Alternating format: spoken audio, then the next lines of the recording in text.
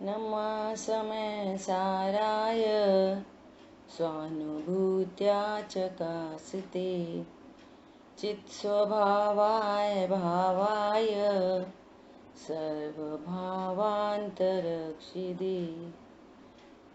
वन्दितु सर्वसिद्धे ध्रुवमचलमणोवमं गदिं पत्ते वोक्षामि समय पाहुड ब्रह्मो सुध केवली बड़िदम। समय सार जी ग्रंथाधिराज निर्जरा अधिकार पर अपनी चर्चा चल रही है और मुख्यता से बात चल रही है कि ज्ञानी को परिग्रह नहीं होता और परिग्रह अर्थात मूर्छा। कहाँ मूर्छा? पर द्रव्य में मूर्छा और पर भावों में मूर्छा, सो परिग्रह है। मूर्छा मिथ्यात्व परिग्रह है, अनंतानुबंधी राग द्वेष परिग्रह हैं, अप्रत्याख्यान आदि भी परिग्रह हैं। तो कह रहे हैं ज्ञानी को अज्ञान में भाव नहीं होते, अर्थात वो अपने को ज्ञान स्वरूप अनुभव करता है। ज्ञान में ज्ञायक भावमयता के कारण अकेली नास्ती नहीं, ये मैं नहीं, ये मैं नहीं, ये मैं नहीं। मैं कौन हूँ? मैं एक ज्ञायक भाव हूँ। भेद से कहो तो मात्र जानने वाला हूँ, और भेद भेद के लिए नहीं, भेद अभेद के लिए है। भेद को जानते से ही अभेद पर दृष्टि सहज बने पहुंच ही जाती है ना। तो अपनी चर्चा हुई कि ज्ञानी को भूख का भाव है, भूख की क्रिया है, परंतु वो इसका ज्ञायक है, करता नहीं। कल अपने थोड़ी सी चर्चा करी थी टैली करने के लिए। क्या टैली करने के लिए? कि ज्ञानी की सोच में, ज्ञानी की मान्यता में और अज्ञानी की मान्यता में कितना बड़ा फर्क है। कि यहाँ हमें आगम से ये पता चला कि ये जो भूख, प्यास, निद्रा, पसीना वगैरह वगैरह, ये तो देह का धर्म है ना। ये तो देह का धर्म है, ये यहाँ से पता चला। और ज्ञानी तत्व निर्णय पूर्वक अनुभव करता है अपने को एक ज्ञायक भाव, तो उसको क्या श्रद्धान उदित होता है? ज्ञानी जानता है ये देह का परिणमन है। ज्ञानी क्या जानता है? ये देह का परिणमन है। और अज्ञानी कहता है कि मुझे भूख लगी, मुझे प्यास लगी, मुझे पसीना आया। बोलो, ये दोनों की थॉट प्रोसेस में कितना बड़ा अंतर है, दोनों की सोच में कितना बड़ा अंतर है, दोनों की मान्यता में कितना बड़ा अंतर है। ज्ञानी इसको दोष स्वीकार करता है और ये इसको होना चाहिए ऐसा स्वीकारता है। भूख लगनी चाहिए, प्यास लगनी चाहिए, पसीना आना चाहिए, और ये दोष स्वीकार करता है। नंबर 3, इसको ज्ञानी को ये मालूम है ये दोष है, मिट सकते हैं, मिट सकते हैं, और ये तो कभी नहीं कल्पना कर सकता कि ये मिट सकते हैं। जिसको तो होना ही होना चाहिए ऐसा जानता है तो मिट सकते हैं, और मिटाने चाहिए का या मैटर नहीं, और ये इसको मालूम है ये मिट सकते हैं, और ये उसकी पूर्ति चाहता है। ये क्या चाहता है? पूर्ति। ये मिटाना चाहता है, ये पूर्ति करना चाहता है। नंबर 4, कि ये भूख के भाव को, भूख की इच्छा को कैसे मिटाएगा? कैसे मिटती है?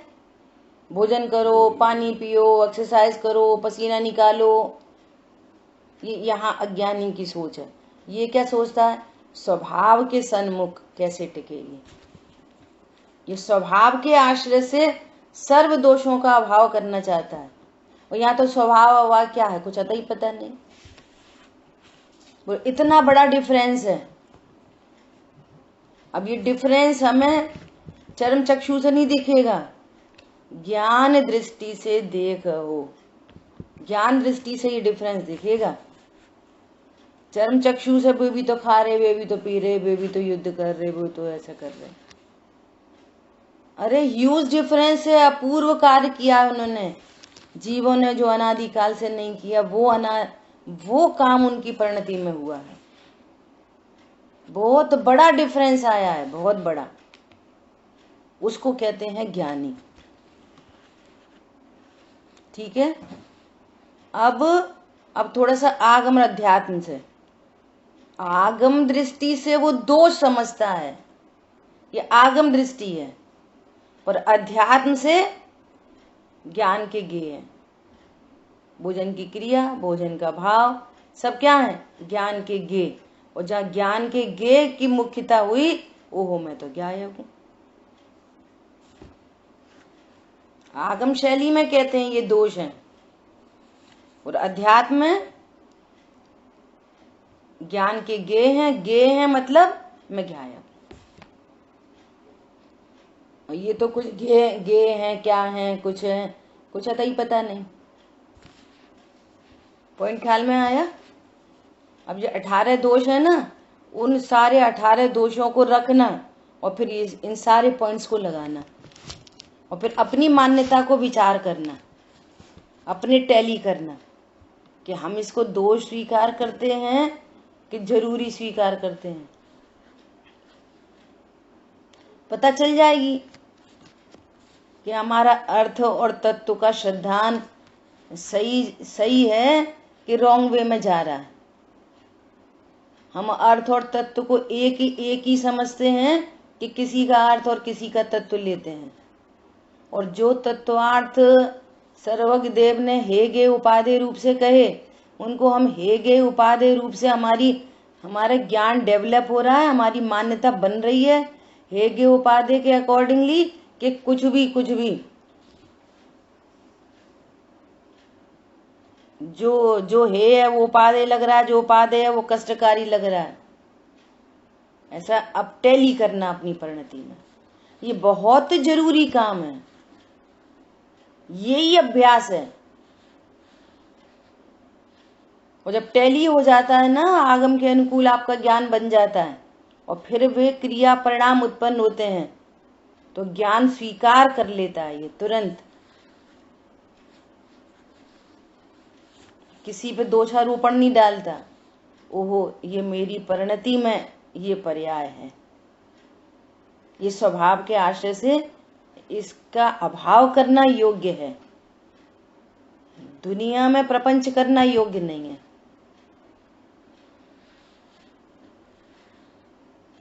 हरी बात ख्याल में, ये बहुत इंपॉर्टेंट बात है ऐसा। ठीक है। अभी अपन भावार्थ पढ़ते हैं। अपन ने जहां छोड़ा था ऊपर से ही पढ़ते हैं।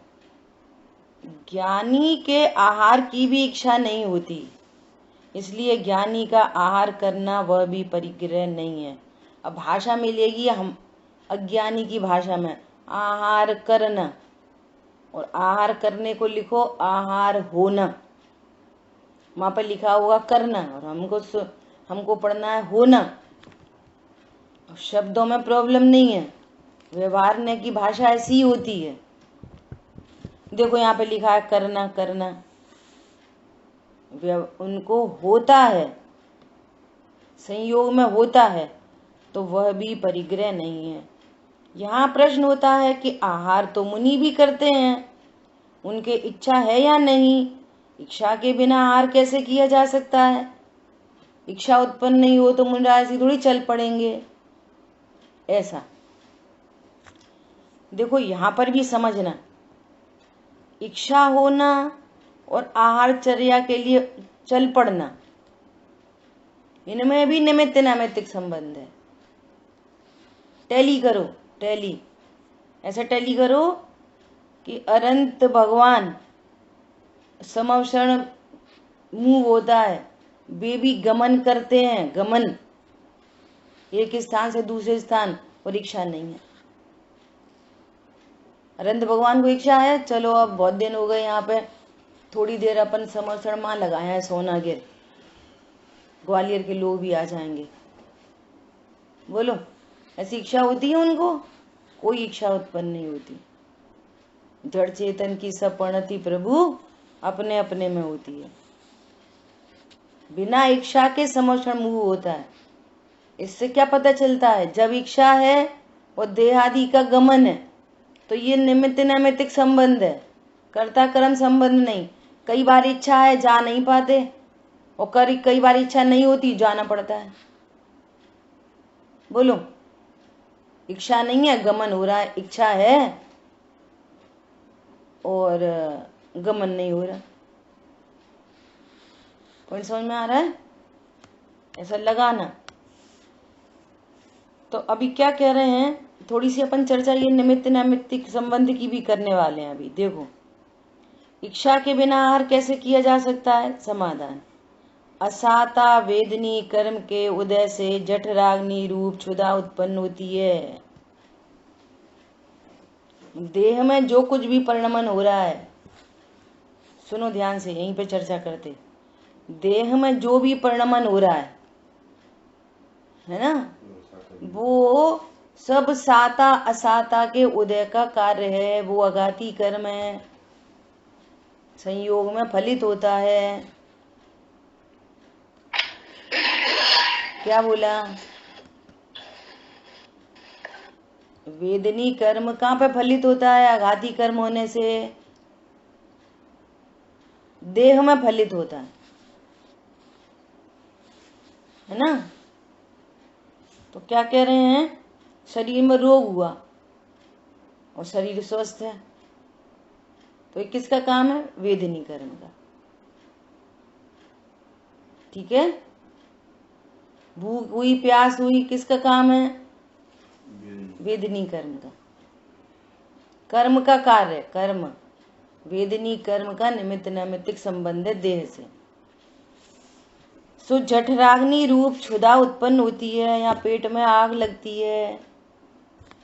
जठराग्नि, ये क्षुधा देह में उत्पन्न हुई। वीर्यांतरा कर्म के उदय से उसकी वेदना सहन नहीं की जा सकती है, और चारित्र मोह के उदय से आहार ग्रहण करने की इच्छा उत्पन्न होती है। इसकी चर्चा पूरी हो गई। यदि वीर्यांतरा कर्म का क्षयोपशम होता या पूरा क्षय हो गया होता है ना, तो क्या होता? सब पुरुषार्थ स्वभाव की ओर होता, अनंत पुरुषार्थ प्रकट होता। पहले तो कोई क्षुधा वगैरह ही नहीं होती, परमोदारिक देह हो जाती है ना। और कदाचित होए, अपन ऐसा सपोज में लेके चलो, तो इतना पुरुषार्थ प्रकट हुआ कि वो कुछ भी, क्या कहना है कि सहन अहन करने का कोई मैटर नहीं, वो तो सहन ही है। वो तो ऐसा, जैसे मान लिया अनुभूति का काल हो और इधर क्षुधा का परिणाम हो, तो क्या होगा? वो अनंत पुरुषार्थ प्रकट हुआ है, तो सहन करने का मैटर नहीं बनेगा ऐसा। और उदय होने पर, चलो अनुभूति का काल भी नहीं हो, वीर्यांतरा कर्म का क्षयोपशम चल रहा हो, तो भी वो सहन हो जाती है ऐसा। तो सहन नहीं की जा सकती, और चारित मोहिनी कर्म के उदय में आहार ग्रहण की इच्छा होती है। अब सुनो, इस इच्छा को ज्ञानी कर्मोदय का कार्य जानते हैं। अब फिर लगा दो, अब ये इच्छा कार्य है ना, इच्छा एक कार्य है, तो 5 समय लग खड़े कर लो अपने ज्ञान में, और तुरंत समझ लो कि ये निमित्त की सापेक्षता का कथन है। कर्मोदय से उत्पन्न होती है। कर्म, गुरुदेव श्री अभी द्रव्य संग्रह जी ग्रंथ का स्वादा चल रहा है, जगह जगह तुरंत बोलते हैं कर्म नहीं करा था, क्योंकि लोगों को कर्माधीन दृष्टि अनादि से चल रही है। यहाँ पर क्या लिखा है कि उस इच्छा को ज्ञानी कर्मोदय का कार्य जानते हैं, तो निमित्त सापेक्ष कथन है। काल सापेक्ष कथन करेंगे, इस काल में ऐसी इच्छा उत्पन्न होने का काल ही था, और इच्छा है वो भवितव्य है, उस समय की योग्यता है, और उस समय ऐसी ही हीन पुरुषार्थ की पर्याय उत्पन्न होनी है। पॉइंट समझ में आया? ये अन्य 4 समवाय से इसको घटित करना। यदि एक समवाय की मुख्यता से चर्चा चल रही है तो बाकी 4 समवाय वहां पर उपस्थित हैं।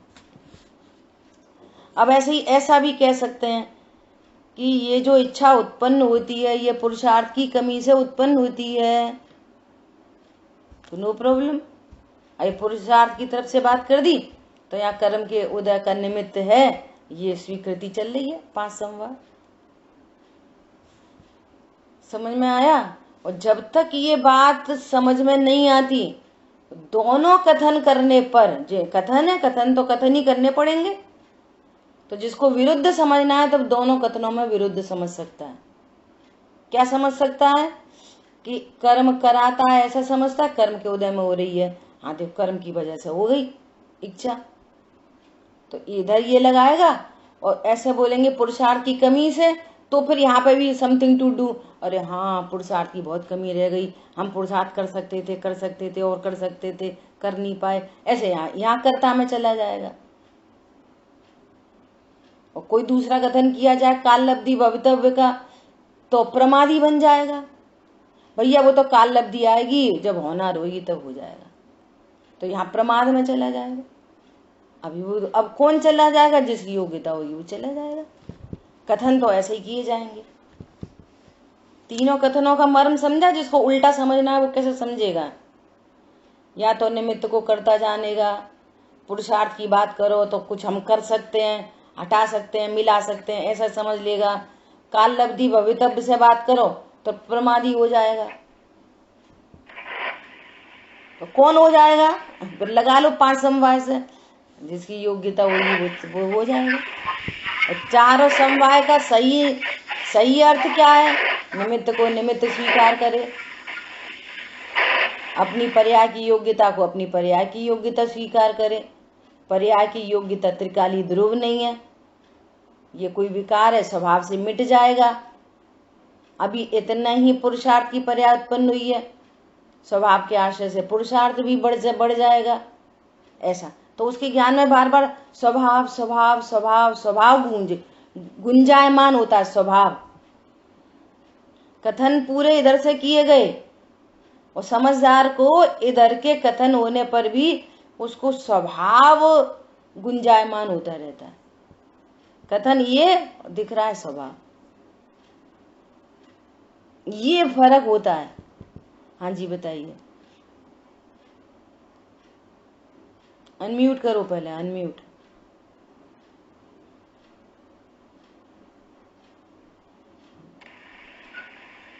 हेलो, हाँ जी बोलिए।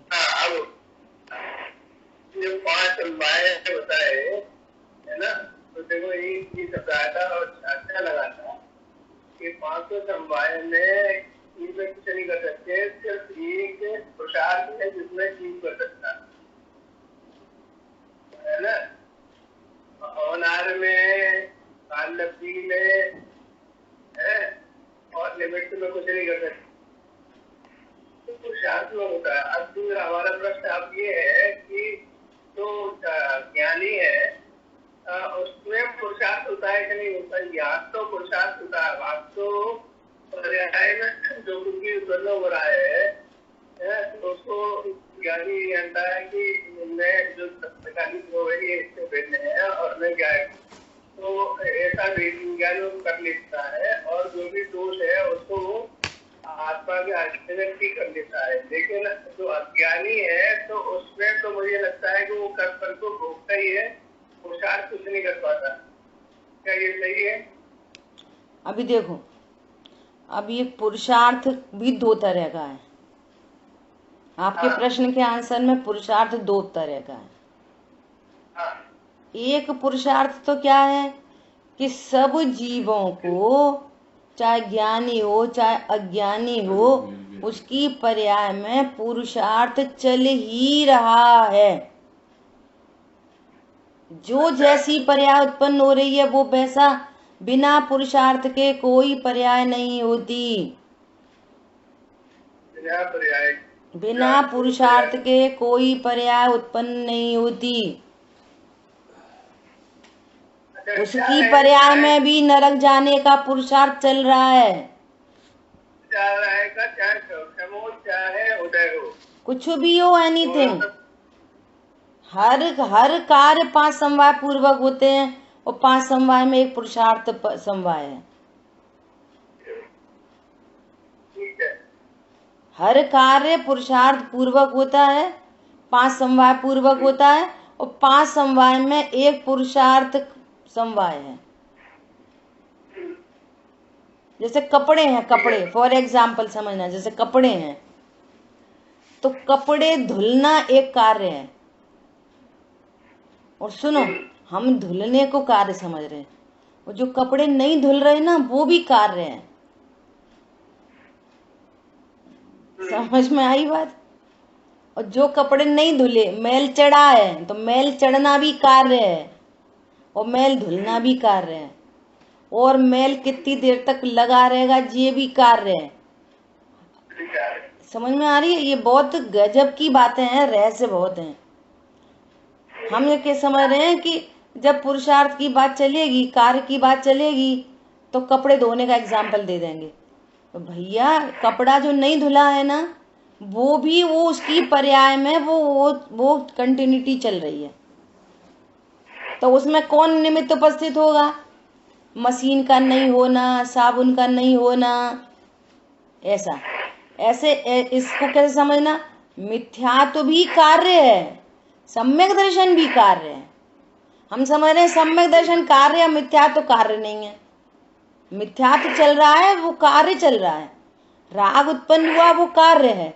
वीतरागता कार्य है, पाप भाव कार्य है, पुण्य भाव कार्य है, वीतरागता कार्य है, अज्ञानता कार्य है, सम्यक ज्ञान कार्य है।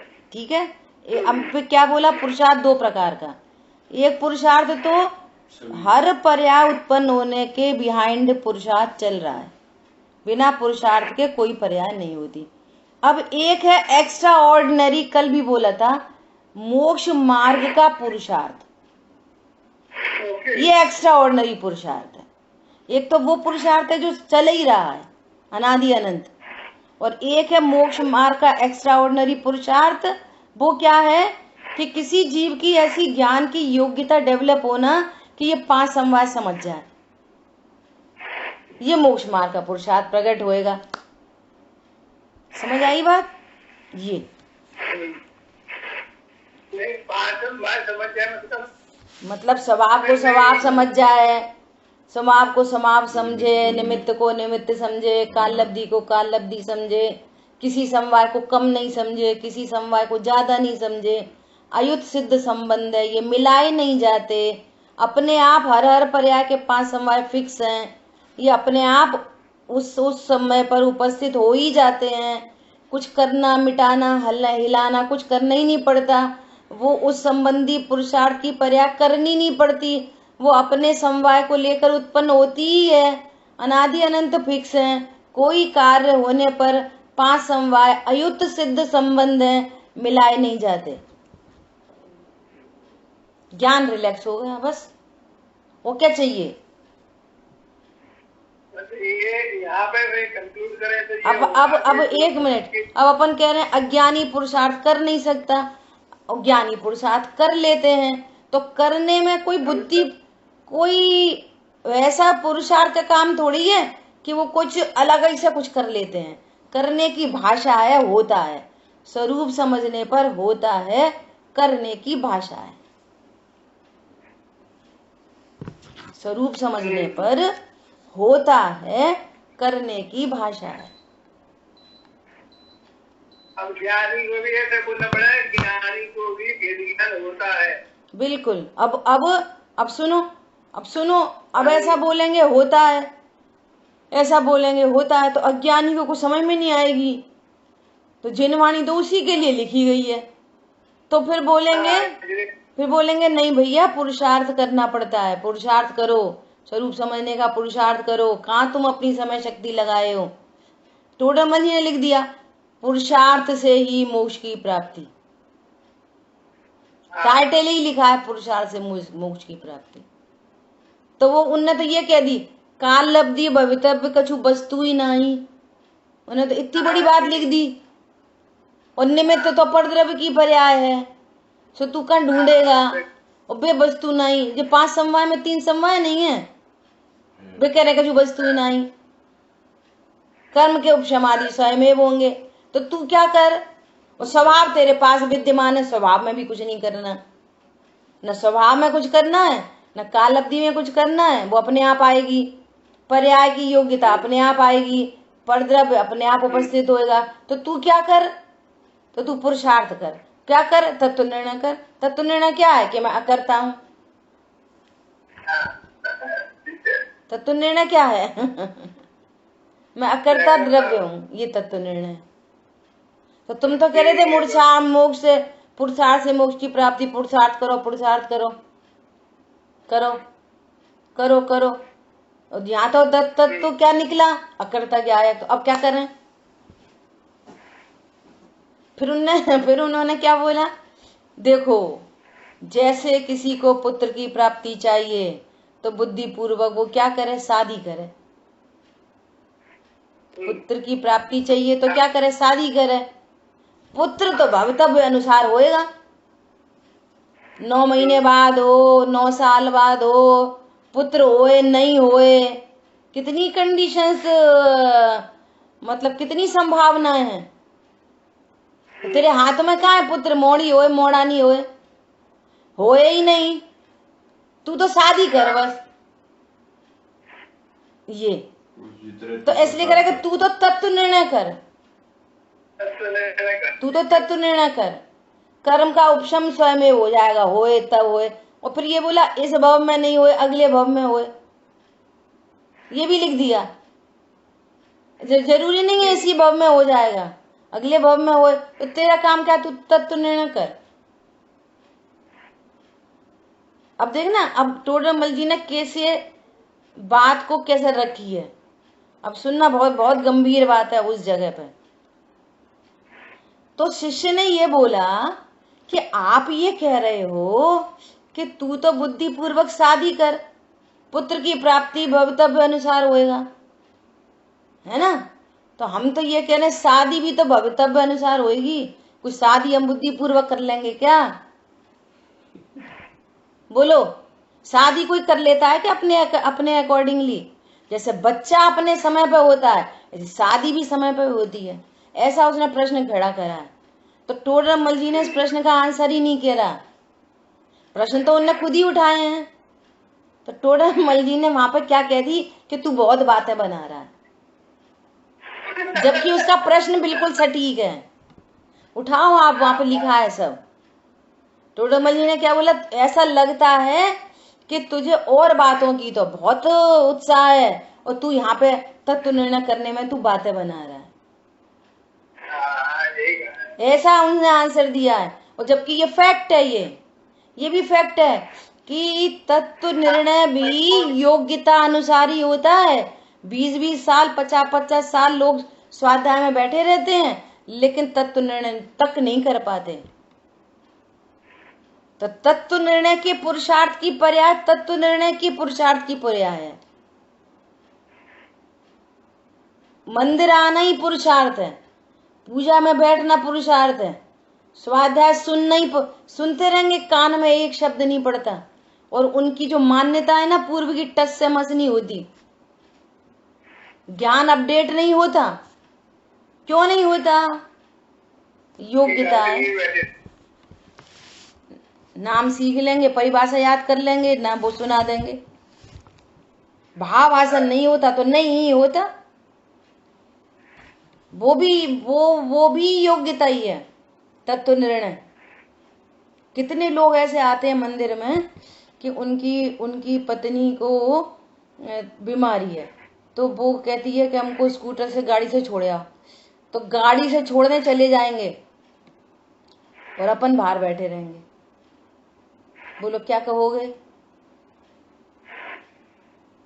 समझ आई बात।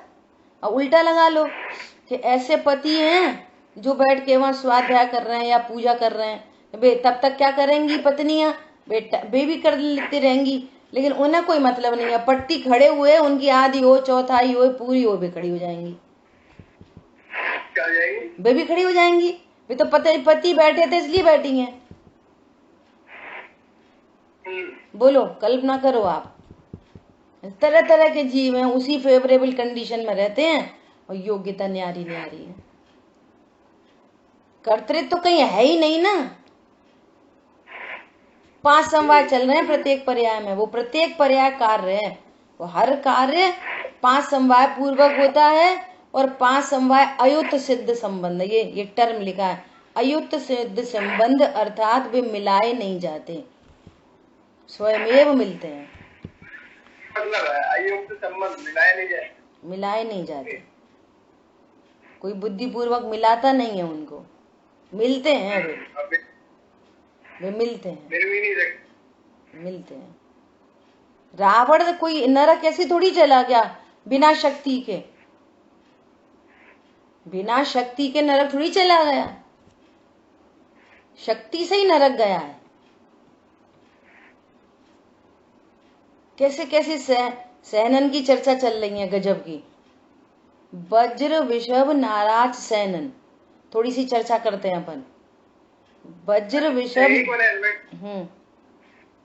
बोलो। ये जो न्यायगत योग्यता है उसके अनुसार पुरुषार्थ होता है, ऐसे कह सकते हैं? कैसे कह लो, ऐसा कह लो, पुरुषार्थ के अनुसार योग्यता होती है, योग्यता के अनुसार पुरुषार्थ होता है, दो तरफ से कह सकते, कोई प्रॉब्लम थोड़ी है। योग्यता के अनुसार पुरुषार्थ होता है ऐसा कह सकते हैं, पुरुषार्थ के अनुसार पर्याय होती है ऐसा भी तो कह सकते हैं। जैसा पुरुषार्थ होएगा वैसी पर्याय होएगी, जैसी पर्याय होगी तैसा पुरुषार्थ होएगा, दोनों कह सकते हैं। अच्छा, यहाँ पे भेद कर सकते हैं ज्ञानी अज्ञानी का, यहाँ पे कर लो। पुरुषार्थ ज्ञानी है पुरुषार्थ पूर्वक, वहाँ पे जो पर्याय है उसकी वैसी उत्पन्न होगी, तो अज्ञानी की पर्याय जो है वो नहीं, किसका पुरुषार्थ जो है वो पर्याय की योग्यता अज्ञानता की है, तो अज्ञान मोह राग द्वेष की रत्नत्रय की पुरुष पर्याय तो सबको हो रही है, अज्ञानी को अज्ञानी की, ज्ञानी को ज्ञानी की, लेकिन यहाँ पर अज्ञानी को पुरुषार्थ कौन सा करना है, करने के नाम पर तत्व निर्णय, ये एक्स्ट्रा ऑर्डिनरी अलग सा पुरुषार्थ है, बस इस पुरुषार्थ की चर्चा है। जिनागम में यदि चर्चा है पुरुषार्थ की तो ये मोक्ष मार्ग के पुरुषार्थ की चर्चा है, और ये भी होता है, तत्व निर्णय होता है जीवों को, और वो फेवरेबल कंडीशंस उसको मिल जाती हैं, ऑटोमेटिक मिल जाती हैं। अब इसकी योग्यता हो तो तत्व निर्णय कर पाता है, नहीं योग्यता हो तो नहीं कर पाता, ऐसा। और नहीं तत्व निर्णय नहीं हो रहा तो वो भी पुरुषार्थ पूर्वक नहीं हो रहा, और हो रहा है तो पुरुषार्थ पूर्वक हो रहा है। वो पुरुषार्थ जनरल पुरुषार्थ तो सब में ही लागू पड़ेगा, ऐसा, ठीक है। देखो निमित्त नैमित्तिक संबंध कितने घनिष्ठ हैं। 6 प्रकार के सहनन कहे शरीर के, शरीर का जो संयोग बनेगा कर्म के उदयाधीन अवस्था में, तो वो 6 प्रकार का शरीर का सहनन है। अब देखो सहनन की कैसी गजब की बात है कि वज्र विषभ नाराज सहनन जो है उसमें हड्डियों का जुड़ाव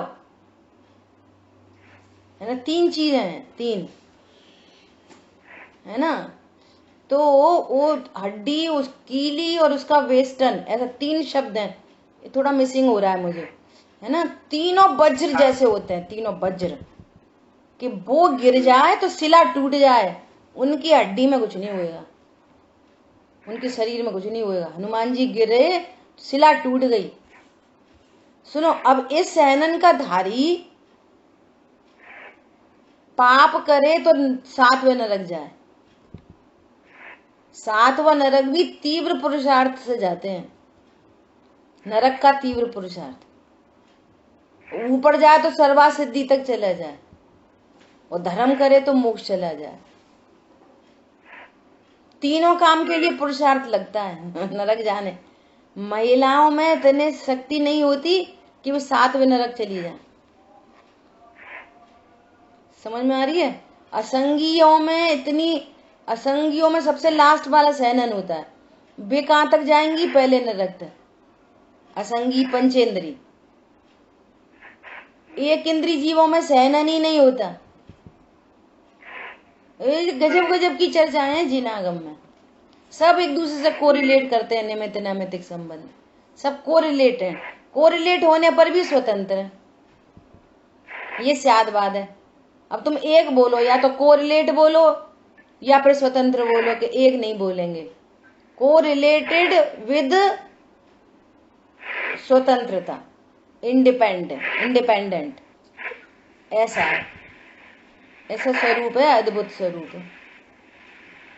ठीक है। अच्छा, ये पढ़ा था ध्यान है तीर्थंकर भगवान को जो है ना वो वज्र सब नाराज संबंधन होता है, इधर है ना। हाँ, तद्भव मोक्षगामी जो होते हैं वे वज्र वृषभ नाराज सैनन वाले ही होते हैं। हाँ, वाले उसी सैनन से कोई मोक्ष जा सकता है, जबकि वो देह का परिणमन है। उससे क्या संबंध है? देह का परिणमन कैसा भी योग का संबंध है कि नहीं? ऐसे संबंध है। उन्हीन सैनन वाला मोक्ष नहीं जा सकता, ऐसी ही बात है। मोक्ष जाने के लिए वो ही सैनन चाहिए देह का, तभी मोक्ष जाता है। अब चाहिए के लिए कौन क्या कर लेगा? स्वामी भैया अब हमें तो इस भाव से मोक्ष जाना है, हम सोच रहे अपना सैनन बढ़ा लें। कैसे बढ़ाओगे? क्या करोगे? तो सुनो, यही बात करनी है। सुनो, ये जो जीव जन्मता है ना, वो अपनी होल लाइफ का सैनन लेके आता है। सैनन बीच में बदलता नहीं है। सो तुम बादाम खा के दंड बैठक करके सैनन बढ़ा नहीं सकते। पता ही नहीं है, आगम पढ़े तो पता चले। सैनन बढ़ाया नहीं जा सकता कि हम ये कर लें, वो कर लें और सैनन बढ़ा लें। जन्मता है, सैनन को लेके ही चलता। पूरे एक भाव में एक ही सैनन होता है होल लाइफ।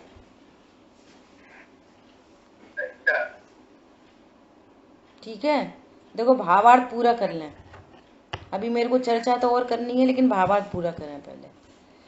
उस इच्छा को ज्ञानी कर्मोदय का कार्य जानते हैं, सब 5 समवाय लगाना, और उसे रोग समान जानकर मिटाना चाहते हैं। ये थॉट प्रोसेस है ज्ञानी की। क्या? ये जो भूख का परिणाम है, इसको रोग जानते हैं। ये मेरे चारित्र गुण की पर्याय की कमी है ना, और मिटाना चाहते हैं। अब यहाँ पर अज्ञानी की मान्यता रखो, न तो वो रोग जानता और न मिटाना चाहता, वो तो पूर्ति चाहता है। बोलो कितना अंतर है दोनों की सोच में, ये कहना है। अज्ञानी न तो रोग जानता और न मिटाना चाहता। कौन मिटाना? और जैनियों की कंडीशन तो और बहुत गड़बड़ है, खराब है। क्या खराब है? कि पूजा तो वो में तो पढ़ना है, भगवान को सुनानी है। पूजा का तो हाल बड़ा बेहाल है। स्वाध्याय के बिना की पूजा। स्वाध्याय करो फिर पूजा करो, पहले स्वाध्याय करनी पड़ेगी। वहां पे बोलेंगे क्या? क्षुधा रोग विनाशनाय नैवेद्यम निरपामीति स्वाहा। और घर आके बोलेंगे पता नहीं क्या हो गया है, हमें भूख ही नहीं लगती। ऐसी हालत है। समझ में आई बात? और वहां पे क्या बोलेंगे मंदिर में? हे प्रभु, अब उन्हें पता ही नहीं है हम अर्घ में पढ़ क्या रहे और क्या के लिए अर्घ चढ़ा रहे। ये स्वाध्याय से समझ में आएगी कि पूजा में क्या कर रहे हैं। फिर आपके वही तो, फिर आपके कितने विरोधी परिणाम चलते रहते। इसलिए उसको पूजा में पुण्य भी नहीं बनता। इसलिए पूजा में उसको पुण्य नहीं बनता। स्वरूप समझे बिना यदि की जाती है। स्वरूप समझ के हो तो फिर आनंद है, बहुत आनंद है, फिर वही स्वाध्याय बन जाती है। उसमें ही फिर अपनी अपनी बार बार पंडित साहब की पूजाएं तो गजब की हैं। हम तो कोई पूजा वैसे वाली कर ही नहीं सकते कि पढ़ते जाओ और चढ़ाते जाओ, पढ़ते जाओ। वो इतना इतना आनंद आता है पूजा करने में, गजब से। और बार महिमा ही चढ़ी रहती है ज्ञानी धर्मात्माओं की। वो है पूजा, और आपको आनंद दे पूजा। तुम तो रूटीन वर्क पूरा करते हो। रूटीन करनी पड़ती है, पाप है। रूटीन नहीं है पूजा, ठीक है। और पूजा दिन भर की जा सकती है। बहुत सारी चीजें अपने यहाँ अन्यमतियों से आ गई हैं, ठीक है। अभी देखो, ज्ञानी के इच्छा के प्रति अनुराग रूप इच्छा नहीं होती, और इसको अज्ञानी को इच्छा के प्रति राग रहता है। ये मेरी इच्छा अच्छी है, ये बुरी है, उसके प्रति राग द्वेष है। और इसको राग के प्रति राग द्वेष नहीं है। आगम से बोलो तो राग के प्रति हे बुद्धि है। ऐनी राग उत्पन्न हुआ अपनी परिणति में, उसका ज्ञान होता है तो वो क्या विचार करता है, उसको पता चलती है मेरी पर्याय में अभी इतने राग की योग्यता है, मुझे तो इसका भी अभाव करना है, मुझे दूसरों में कुछ नहीं करना। ये अपने राग को सुरक्षित रखता है और दूसरों में उपाय बनाता रहता है, प्लानिंग चलती रहती है। अब की बार उनने ऐसा कही ना, तुम ऐसे बोलेंगे, बोल पाए नहीं बोल पाए, लगातार पाप बांधता रहता है, लगातार। ये विचार करता है कि उनके ऐसा बोलने पर अभी भी मुझे क्रोध उत्पन्न हुआ, ओहो मेरे पर्याय में अभी भी विकार मौजूद है, मुझे इस विकार को मिटाना है, उसको पर में कुछ नहीं करना। अरे अभी भी मुझे ऐसा खाने की इच्छा होती है, नहीं मुझे इस विकार को मिटाना है। अरे इसमें तो घात बता रहे हैं, ये अनंत जीवों का घात मेरी परिणति में नहीं हो, मुझे तो अपने रोग मिटाना है। अब मुझे ऐसा भोजन नहीं करना चाहिए, अब मुझे ये सावधानी रखनी चाहिए। ऐसे उसको विकल्प चलते हैं, आगम के अनुकूल विकल्प चलते हैं। एक शब्द में बोलो तो आगम के अपना दोष दिखता है तो उस दोष को आगम के अनुकूल ट्रीट करता है, ये ज्ञानी है। बात तो कुछ होश ही नहीं है दीदी। दीदी शिक्षा को कर्म के उदय का कब जानेंगे और अपनी कमजोरी कब जानेंगे? एक ही काल में, एक ही काल में आगे पीछे नहीं, अलग अलग समवाय के द्वारा। दूसरे को उपदेश दिया जाए तो टोडरमल जी ने लिखा है ना, किसी को बुखार आया है ना, तो एक जैसी दवाई दी जाती है। अगर गर्मी का बुखार जानकर ठंडी औषधि देता है, ठंडी का बुखार जानकर गर्म औषधि देता है। निमित्त की तरफ से बहुत कर्तृत्व हो, निमित्त का कर्तापना हो तो उपादान को बताया जाता है। उपादान में कुछ हम हेर फेर कर लेंगे, उपादान क्षणिक उपादान की वजह से त्रिकाली ध्रुवी खराब है तो निमित्त की सापेक्षता का कथन करेंगे। अपने लिए दोनों को एक ही काल में समझेंगे, एक ही काल है। उसी समय कर्म का उदय भी है और उसी समय पर्याय की योग्यता भी है, दोनों काम एक ही काल में है। उसी समय सम्यक दर्शन की पर्याय उत्पन्न हुई है, उसी समय दर्शन मोह का उपशम हुआ है, आगे पीछे थोड़ी हुआ है। नहीं समझ में आई। सम्यक दर्शन का कार्य देख रहे अपन, है ना। सम्यक दर्शन का कार्य कैसे उत्पन्न होएगा? जिस समय पर्याय की योग्यता में सम्यक श्रद्धा की पर्याय स्वभाव में अहम स्थापित किया, सम्यक दर्शन की पर्याय कालब्धि भवितव्य, ठीक है। और कर्म का उपशम कब होएगा? पहले ही हो चुका है कि सम्यक दर्शन होने के बाद होएगा? कब होएगा कर्म का उपशम? निमित्त कब होएगा? उसी समय। ऐसा हो सकता है कि सम्यक दर्शन हो जाए उपशम नहीं होए, या उदय बना रहे और सम्यक दर्शन हो जाए, ऐसा हो सकता है?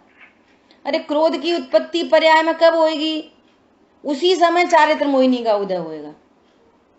अपने भवितव्य अनुसार क्रोध की पर्याय उत्पन्न हुई उस काल लब्धि में, उसी समय चारित्र मोह का भी उदय होएगा।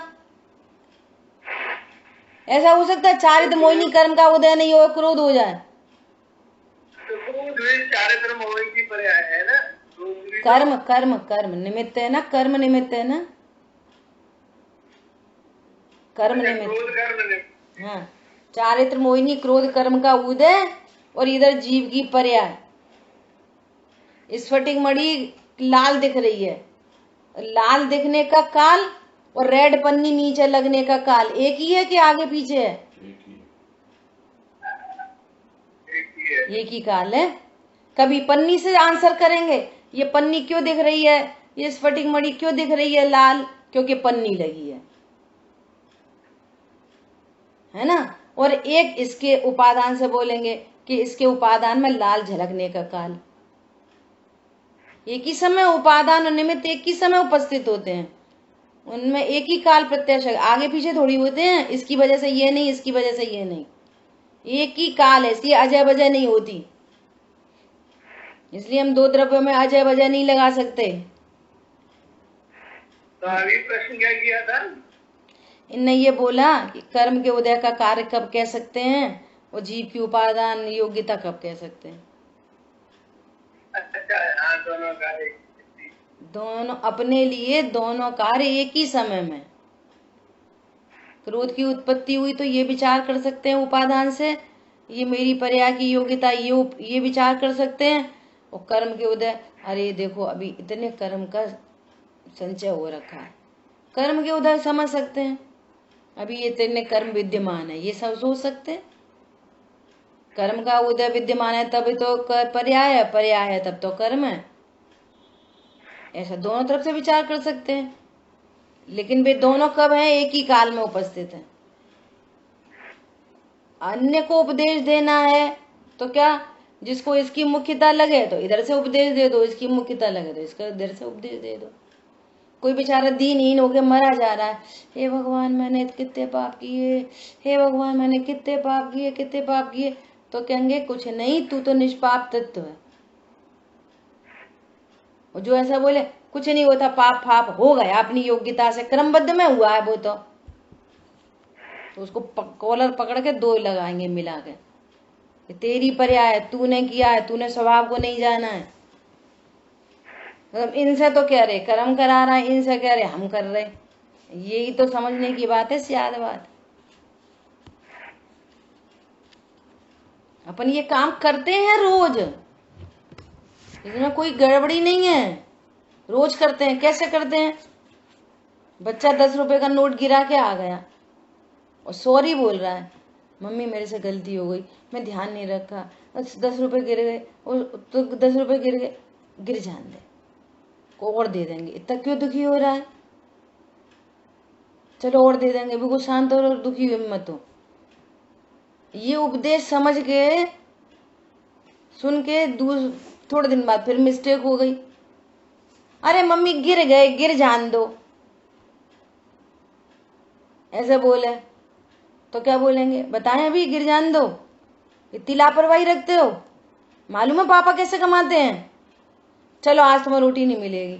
तो मम्मी उस दिन तो तू कह रही थी गिर जान दो, और आज तू कह रही है कि कैसे पापा कमाते हैं, ये बात बदल कैसे गई? एक बोलो चाहिए रखो, चाहिए रखो बदल कैसे गई? तुम्हारे अभिप्राय से तुम क्या समझ रहे हो?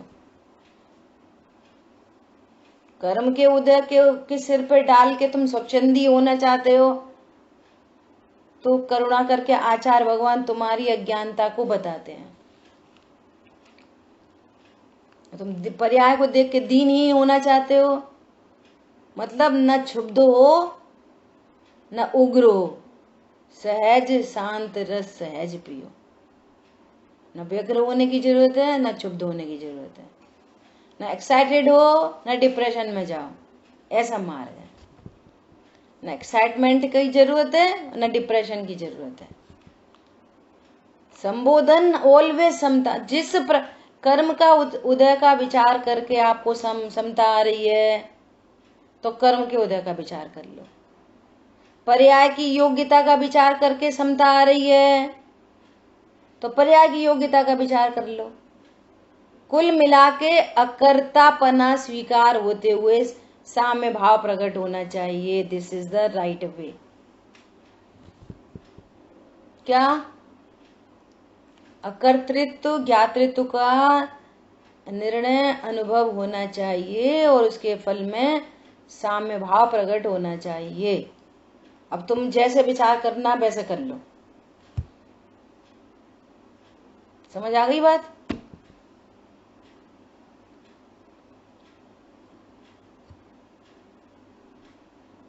अरे व्यापारी नहीं बोलता तुम्हें दिल्ली से माल मंगाना है, बम्बई से मंगाना है, कम मंगाना है, ज्यादा मंगाना है, हमें कोई लेना देना नहीं है, हमें तो प्रॉफिट चाहिए।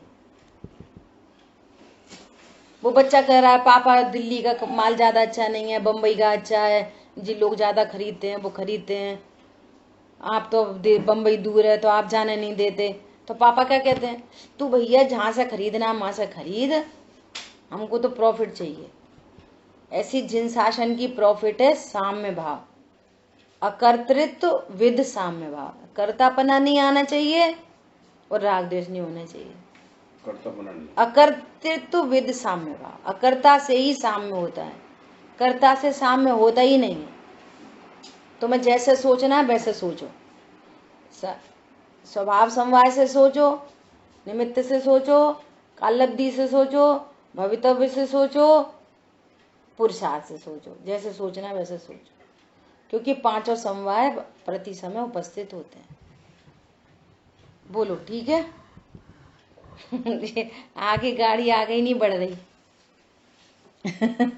अब योग्यता ही है कि नहीं?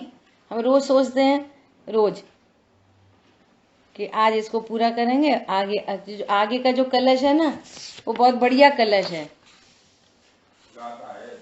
नहीं गाथा तो है, गाथा के बाद कलश है बहुत बढ़िया। यहाँ पे ये लाइन आई है ना, चारित्र मोह के उदय से हार देने की इच्छा उत्पन्न होती है। तो ये पर्याय की योग्यता हुई ना। बस पर्याय की योग्यता है, उसी समय चारित्र मोहिनी कर्म विद्यमान है, उसी समय वीर्यांतरा कर्म का उदय है। सारे पांचों चीजें मिलाएंगे। यहाँ पे चारित्र मोह के उदय से आगे ये तो कर्म हुआ है। चारित्र मोहिनी कर्म हुआ और जीव की पर्याय में भाव हुआ। अच्छा। जीव पर्याय में भाव। अरे इच्छा होना ये पर्याय का काम हुआ। अभी क्या कह रहे हैं? ज्ञानी के इच्छा के प्रति अनुराग रूप इच्छा नहीं होती, अर्थात उसके ऐसी इच्छा नहीं होती कि ये मेरी इच्छा सदा रहे। अपने स्टार्टिंग इधर से ही करी थी। वो उसको ये पता ही नहीं है ये इच्छा मिट सकती है। वो तो इच्छा की पूर्ति चाहता है और ये भूख तो मुझे लगती ही रहनी चाहिए होल लाइफ। कौन चाहता है भूख मिट जानी चाहिए? सब में लगाना भूख प्यास आदि आदि ऐसा। इसलिए उसके अज्ञान में इच्छा का अभाव है, अज्ञान में इच्छा नहीं है। परजन्य इच्छा का स्वामित्व ज्ञानी के नहीं होता। अब फिर बोल दिया परजन्य। परजन्य मतलब कर्म के उदय जन्य। फिर निमित्त समवाय से बात कर दी। समझ आई बात? इसलिए ज्ञानी इच्छा का भी ज्ञायक ही है। इस प्रकार शुद्ध न की प्रधानता से कथन जानना चाहिए। अब शुद्ध न की प्रधानता से कथन कर रहे हैं, व्यवहार न की कथन नहीं कर रहे। अध्यात्म का कथन कर रहे हैं, आगम का कथन नहीं कर रहे। ऐसा बस ठीक है। कल करेंगे और अब आखिरी 3 लाइन पर कल फिर और करेंगे। नहीं आवाज फिर दोबारा करना। हाँ फिर दोबारा। जब तक आप लोग बोलोगे नहीं वीर तुम बढ़े चलो, धीरे तुम बढ़े चलो, तब तक वहीं रुके रहेंगे। आज मैं भी दोबारा पढ़ के आएंगे। हाँ पढ़ के आना। चलो। भोजन की क्रिया इतना ज्वलंत टॉपिक है कि उसके डाउट क्लियर होना बहुत जरूरी है। चलो देखो एक बात, जिनवाणी में आश्रव तत्व का प्रतिनिधित्व दिया क्रोध को। पूरी चर्चा क्रोध क्रोध क्रोध क्रोध से दी। मान माया लोभ को समझ लेना। सारी दुनिया क्रोध को ही कसाय मानती है। आश्रव अधिकार में तो सभी आश्रव हैं, लेकिन आचार्य देव ने क्रोध से भेद विज्ञान कराया। अब यहाँ पर भूख भोजन की जो क्रिया है, भोजन का भाव है, वहां से भेद ज्ञान करा रहे हैं। परिग्रह के केस में केस कौन सा चल रहा है, टेबल पर केस कौन सा चल रहा है, परिग्रह का। उस परिग्रह के टॉपिक में आचार्य देव आहार की चर्चा कर रहे हैं। दुनिया तो आहार को परिग्रह ही नहीं समझ रही, वो तो इनको कपड़े लत्ते को परिग्रह समझ रही है।